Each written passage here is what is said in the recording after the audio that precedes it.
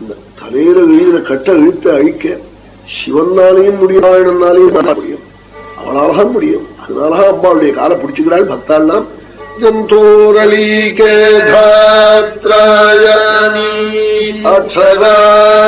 சிவானி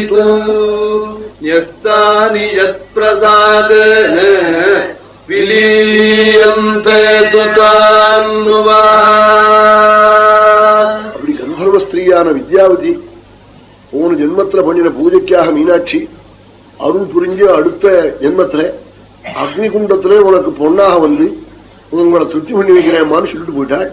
அந்த வித்யாவதி தான் இப்ப காஞ்சன மாலையா வந்து மலையத்வஜன்கிற பாண்டிய ராஜாவை கல்யாணம் பண்ணிட்டாள்.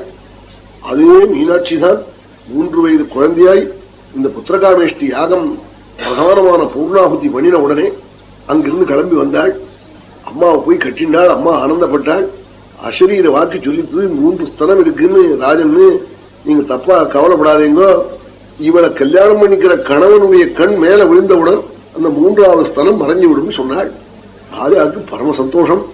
ஆனந்த சமுத்திரத்துல மக்னாய் குழந்தையோட கூட 2 வருஷ காலம் இருந்து பரமானந்தத்தை அனுபவிச்சு பரமேஸ்வரன் கைலாசத்துக்கு வரணும்னு சொல்லி அவன் மலையத்வஜன் கைலாசம் போட்டான். இங்க காஞ்சனமான குழந்தையோட கூட ஆனந்தமா இருந்துட்டு இருக்காள். தட்டாதகான்னு பேர் இங்க இவளுக்கு, இந்த மீனாட்சிக்கு. தட்டாதகா கன்யகா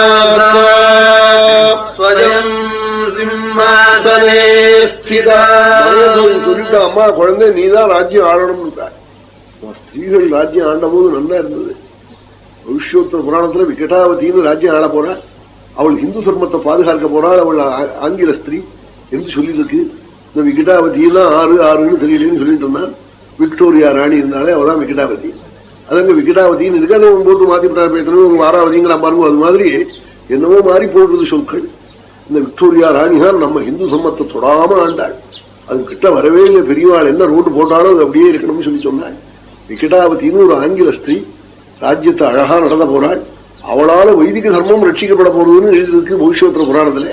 அதே மாதிரி அவள் பாதுகாத்தாள். ரிஷிகள் சொல்றது ஒரு நாளும் பொய்யாக ஆவதே இல்லை. ஸ்திரீகள் ராஜ்யம் ஆண்ட காலத்துல தர்மம் நன்னா கூட இருந்திருக்குன்னு தெரியுது. அவளை ராஜாவா பண்ணிவிட்டு போயிட்டான் ராஜா. சின்ன குழந்தை 16 வயசு ஆகல. அவள் ராணியா இருந்து கிரீட்டம் தரிச்சு வன்கூட பிடிச்சு சாமரம் போட்டு விருத்தாளான மந்திரிகளோட யோஜனை பண்ணி அழகா ராஜ்யத்தை அடைச்சின. ஏன்னா நல்ல புத்திமான்களோட கூட யோசனை பண்ணி காரியம் செய்யணும். ஒத்தன் சொல்றத 10 பேர் காக்கப்படாது. விசாரதட்சை சச்சிவைஹி சததம் சம்ப்ரிதா சதி. விசாரதட்சைன்னு ஆலோசனை பண்றதுல சமர்த்தாளான மந்திரிகளை எப்போதும் கூட்டி கூட்டி அவர்கள் அபிப்பிராயங்கள்லாம் கேட்கறது, கலக்கி போட்டு குலுக்கி எடுக்கிறது. அதுல யாருடைய அபிப்பிராயம் நல்லதோ அதை எடுக்கிறது. ஒருவன் சொன்னதை 10 பேர் கேட்கறதுன்னா அது சர்வெண்ட் எஜமான மாதிரி ஆயிடும். அது ராஜா மந்திரின்னு ஆகாது, ஆலோசனை சபைன்னு ஆகாது. இப்ப அது மாதிரி எல்லாம் சில காரியங்கள் நடக்கிறதுனாலதான் தேசத்துல கஷ்டங்கள் வந்திருக்கு. ஒருத்தன் சொன்னதை தான் கேட்கணும்னு வரக்கூடாது. எது நல்லதோ அதை கேட்கணும். அதை நல்லா புத்தியினால ஆலோசிச்சு பார்க்கணும். ராஜாயத்தாம் சச்சிவாயத்தாம் உபயாயத்தான் சீத்தின்னு அர்த்த சாஸ்திரத்துல ராஜாயத்த சித்தின்னும் சச்சிவாயத்த சித்தின்னும் உபயாயத்த சித்தின்னு சொல்லியிருக்காள். இவள் சின்ன குழந்தையாகினால மந்திரிகளை கூட்டு கூட்டு யோஜனை பண்ணி நல்ல புத்திமான்களை கேட்டு கேட்டு ராஜ்ய காரியங்கள்லாம் பண்ணிட்டு வந்தாள். இப்படி பண்ணிட்டு வந்தாள். வயசு நல்ல யௌவனம் வந்துடுத்து. உடனே கல்யாணம் பண்ணிக்கணுங்கிற அண்ணன் வந்துடுத்து. தாயாருக்கும் குழந்தை கல்யாணம் பண்ணி மாப்பிள்ளை வரணும்னு தோணி போச்சு. அப்ப பெண் குழந்தைகள் எல்லாம் தங்கள் குறைய அப்பாட்ட சொல்லாது. சொல்வதற்கு அப்பாவும் இல்லை. இந்த குழந்தைக்கு அம்மாட்ட சொல்லும் தைரியமா. அம்மாட்ட சொன்னாள், அம்மா நான் கல்யாணம் பண்ணிக்கணுமே, கல்யாண வயது வந்து விட்டது என்று சொன்னாள். நானும் அதை பத்தி தான் கவலைப்படுறேன் என்று சொன்னாள். அப்போ சொன்னாலாம், நான் ஒண்ணு பண்றேன் நாளாம். இந்த குழந்தை தட்டாத்தகே மீனாட்சி திக்விஜயத்துக்காக நான் அப்படி 10 திக்கிலையும் ராஜாக்கள் இருக்கிற ஊருக்கெல்லாம் போறேன். எனக்கு அஸ்திர வித்தை நன்கு தெரியும். அதுல யாராவது ராஜகுமாரால் என்ன பார்த்ததே இந்த 3வது ஸ்தானம் மறைஞ்சா அவன் தான் எனக்கு கணவன் தெரிஞ்சுன்னு விடுறேன். அப்படி திக்விஜயங்கிற வியாஜத்துல பறந்து போறேன்னு சைன்யங்களோட சுமதிங்கிற மந்திரி, ரொம்ப வயது முருந்த மந்திரி, அந்த மந்திரி எல்லாம் அழிச்சுக்கிண்டு ஏராளமான சைன்யத்தோட அழகான ரகத்துல மத்யம் தான் கொடிமரம். அவளுக்கு அந்த தேசத்துக்கு, பாண்டிய தேசத்துக்கு அந்த கொடிமரத்தோட புறப்பட்டு போனாள். ஒருத்தருக்கும் ஒண்ணு கொடிமரம். கர்ணனுக்கு யாரை கட்டுற சங்கிலி எல்லாம் கொடிமரம். ஆனா சங்கிலி எல்லாம் சேர்த்து அப்படி கொடிமரமாக வைத்துக் கொண்டான். அப்படி ஒருத்தருக்கும் ஒண்ணு. இங்க மீனத்வஜம் மத்யம் அதை வச்சிருந்து இவள் திக்விஜயங்கள்லாம் போய் பண்ணினாள். எல்லா ராஜாக்களையும் ஜெயிச்சாள். மறுபடியும் தேவலோகத்துக்கு யோக மகிமையில பரப்பிட்டாள். என்னமா பரப்பிட்டாள்? பஞ்சாட்சர மகாமந்திரத்தை ஜபிச்சாளா. ஸ்ரீமத் பஞ்சாட்சரம் மந்திரம் சமுச்சார்ய சதுர்விதம். 4 விதமான பஞ்சாட்சரம், தனு பஞ்சாட்சரம், பிராசாத பஞ்சாட்சரம், சுத்த பஞ்சாட்சரம், சக்தி பஞ்சாட்சரம் 4 விதம். அதுல அப்படி சக்தி பஞ்சாட்சரம் தான் குடும்பிகள் ஜபிக்கிறது. தனு பஞ்சாட்சரம் சாதாரணமா எப்பவும் ஜபிக்கலாம்.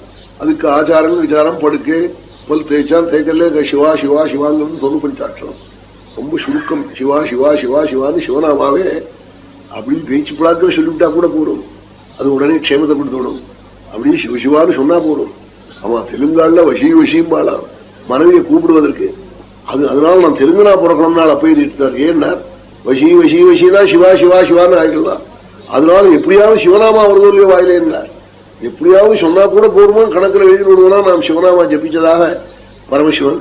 அதனால சிவநாமா அத்தனை சக்தி. அது தனு பஞ்சாட்சரம்னு பேரு. அந்த பஞ்சாட்சரத்தை ஜபிச்சு அந்த யோக மகிமையினாலே தேவலோகத்துக்கு போகும் திறமை அடைஞ்சு இந்திரலோகம் நேர போய் இந்திரனோட யுத்தம் பண்ணினாள். இந்திரன் உடனே பார்த்தான். வஜ்ராயுதங்கள்லாம் கீழே போட்டு நமஸ்காரம் பண்ணி கல்பக விருட்சம், காமதேனும், சிந்தாமணியினால பண்ணின பெரிய மாலைகள் இதெல்லாம் கொடுத்து நான் உங்களால தோல்வி அடைஞ்சேன், ஜெயிக்கப்பட்டேன் என்று சொல்லி நமஸ்காரம் பண்ணி அனுப்பிச்சான். உடனே நேர அக்னியின் இடத்துல போனாள். ஆக்னேய திக்கிலே அக்னி உடனே பீதாம்பரங்கள்லாம் கொடுத்து ஸ்வர்ணங்கள்லாம் எதேஷ்டம் அக்னியின் இடத்துல நிறைய தங்கங்கள்லாம் கொடுத்தான். யமனிடத்துல போனதே அவன் நீல பட்டெல்லாம் கொடுத்து, நீல மணிகள் எல்லாம் கொடுத்து, கஸ்தூரி எல்லாம் கொடுத்து. இதெல்லாம் யமனிடத்துலதான் இருக்குமா? கஸ்தூரி, நீல மணிகள், நீல பட்டெல்லாம் தெற்கு திக்கிலே அவன் கொடுத்தான். நிருத்தி திக்கில போய் அவன் நிருத்திங்கிறவன், அது ராட்சத கோஷ்டியை சேர்ந்தவன், அவன் விசேஷமா எல்லாம் கொடுத்தான். வருணன் அது நிறைய முத்துக்கள் எல்லாம் வாரி வாரி கொடுத்தான். வருணன் தான் சமுத்திரராஜன். அப்படி வாயு கொடுத்தான். அப்புறம் உடனே குபேரன். அங்க போய் குபேரனிடத்துல ஏராளமான நிதிகள். பரமேஸ்வருடைய சகாவன், பரமேஸ்வர பிரசாதத்தால் அவனுக்கு ஏராளமான ஐஸ்வர்யமா. அவனுக்கு ஐஸ்வர்யம்ங்கிறது திக்விஜயம் பண்ணியோ கோலாறுல தங்கம் எடுத்தோ வளர்றது இல்லையா. இந்த லோபிகள் பணம் வேணும்னு நினைக்கிறானோ இல்லையோ, 1000 ரூபாய் வேணும்னு இந்த லோபி நினைச்சா அவனுக்கு 1,00,000 ரூபாய் குபேரனுக்கு வளருமா. லோபிகளாக குபேரப்பட்டினம் ரொம்ப இருக்குன்னா இவன் நினைச்சா அங்க பணமா லோபிகளால. அதனால ரொம்ப பேரும் இருக்கா. அதனால குபேர பட்டினம் நிறைய ரொம்ப கிடக்குன்னு நிறைய இருக்கு. எல்லாரும் தூக்கத்துல கொண்டு அதான வேணுங்கிறாங்க, சீட்டு வேணுங்கிறான் பாருங்க. அது மாதிரி ஒரே அடியா குவிஞ்சு கிடக்கு அங்க குபேரப்பட்டினம்.